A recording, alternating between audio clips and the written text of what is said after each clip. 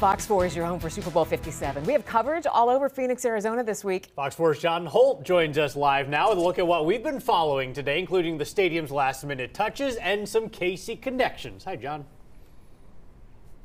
Yeah, we've got a couple of KC connections for you. We're live here in downtown Phoenix, which is kind of really ground zero for the NFL.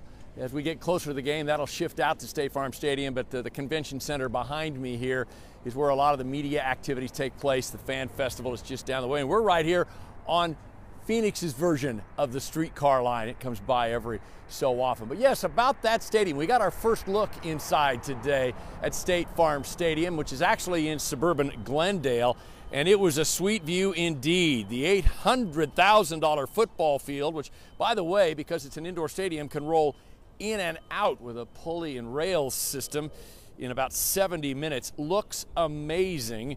George Toma, of course, is a consultant for the NFL, the Kansas City legendary groundskeeper. It's Arizona grass. They started growing it about 18 months ago, brought it to the stadium in January. They've been taking care of it there ever since. The stadium itself, built in 2006.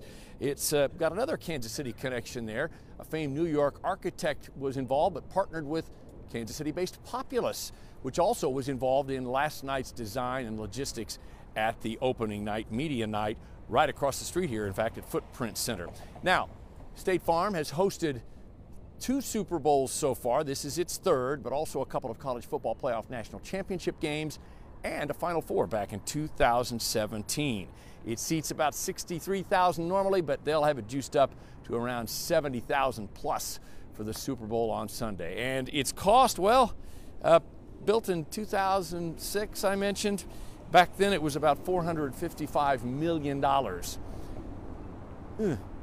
Probably not going to be able to build that stadium for that price today, guys.